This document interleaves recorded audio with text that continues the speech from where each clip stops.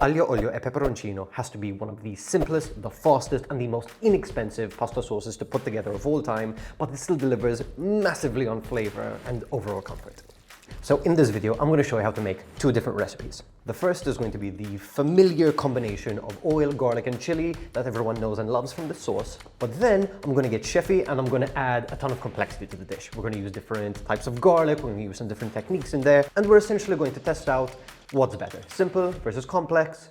And if simple is better, what can we take from the complex recipe that could maybe improve it in the future? I'm really excited to try these out, so let's jump straight into it. For our first recipe, there is so little prep that we're just going to go ahead and start by adding our pasta to boiling salted pasta water. I'm using spaghetti quadrato here, which is a nice thick spaghetti that holds onto the sauce perfectly well. In the meantime, let's peel and halve a few garlic cloves and chop these into nice thin slices.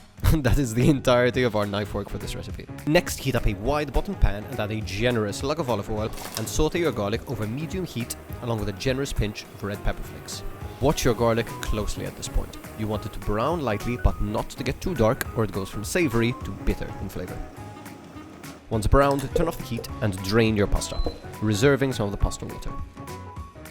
Add your drained pasta along with a splash of water and cook this over high heat until everything comes together beautifully. You can serve this straight out of the pan, and if you want to add a little bit something extra, you can add some chopped parsley or some grated parmesan. Either would be a welcome addition. Okay, our first plate is here, and even though it looks simple and unassuming, the smell is absolutely amazing. Let's taste. And there's not much to say. It is absolutely perfect in its simplicity. There's a little bit of heat from the chili flake. There's a really nice warm sauteed garlic flavor running through everything.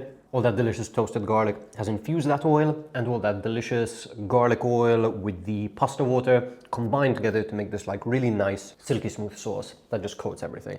This plate of pasta is incredibly simple, incredibly delicious, and I cannot recommend it enough. But what if we take things way too far and we use a bunch of different techniques, a bunch of different kinds of garlic, some different chili, and really make this something a little bit more complex and perhaps a little bit more interesting?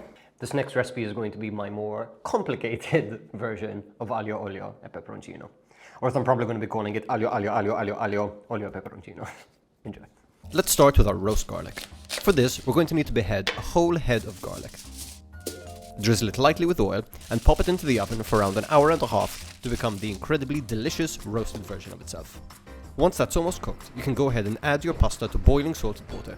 Same pasta, same method as before. Also, much like before, while our pasta cooks, we're going to do our knife work. This is green garlic, a springtime favorite of mine that's basically younger, fresher garlic that has an edible garlicky stem.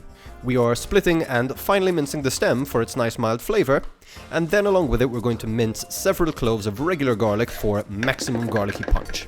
Pro tip, finely chopped garlic has a more intense garlicky flavor. Finally, I'm removing the seeds and the white bits from a fresh chili and mincing this finely. I'm really excited to see how this compares to the dried chili inside of this recipe.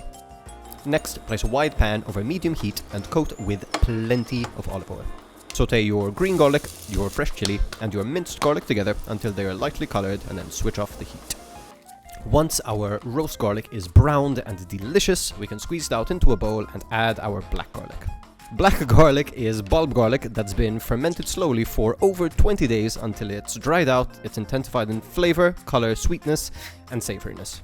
Pour over some boiling pasta water to soak these two garlics for about a minute or two before blending these together until they're nice and smooth and silky.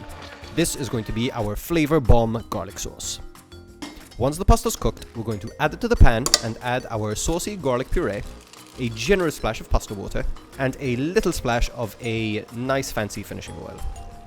At this point, you can turn off the heat, mix everything together along with plenty of parmesan to boost that really nice, amazing savory flavor that we've got going on. And I also add some parsley for a little bit of color and some freshness.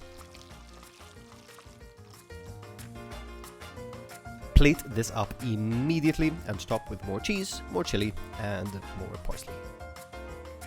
And here we have it. This is my slightly overcomplicated aglio, olio, and peperoncino. I cannot wait to try this. Let's just get a small bite or a big bite. We're just gonna dig right in.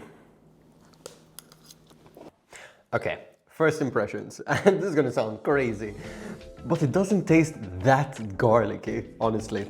Like obviously the roast garlic and the black garlic don't have a traditional garlic flavor. They're a lot more mellow, they're a lot like warmer and more comforting, more savory. The black garlic is absolutely packed with umami. Imagine like roast garlic mixed with some sort of like soy related fermentation. Absolutely delicious, really, really nice. The green garlic has a really lovely fresh garlic flavor, but it doesn't taste like too overpowering. And obviously the couple cloves of grated garlic that we had in there do add a really nice garlickiness, but this is so well balanced. It is so nice. The chili adds like a really nice heat, but honestly, I think it could take, funnily enough, a little bit more heat, a little bit more garlic, but it has such a beautiful, amazing savoriness, such a silky smooth sauce, like so much flavor. This thing has so much promise. I did a little bit of grated Parmigiano Reggiano, again, to sort of boost that umami, because I knew this would be quite a umami or savory forward dish because of the black garlic, because of the roast garlic. No, definitely something I would highly recommend. This changes it up quite a bit. You might not need the two different types of sauteed garlic, that's fine. I use green garlic because we're in the springtime. But if you do want to make just like a really nice pasta using black garlic, maybe even roasted garlic, they go amazingly well together, and some like sauteed garlic in the beginning of the pan with a little bit of chili, I think you're onto a really, really amazing sauce. Is it better than the original? It's different. It is definitely a very, very different dish. I will definitely be revisiting this and trying to improve it and iterate it over time. But successful experiment. This was amazing. I could make it more complex and add more garlic, but like I think we'll look at that in the future. So thank you so much for watching. I hope you give this a shot. If you want more pasta recipes, I just made a springtime pesto recipe, which turned out chef's kiss, which you can find right here. I would really appreciate it if you would subscribe if you enjoyed this video, and if you really like pasta and pasta related content and really want to learn how to be a master at pasta, I have a free Skillshare course. You can click the link in my bio, you'll get a free trial for Skillshare and you can take that course. Enjoy, thank you so much, and I'll catch you in the next time.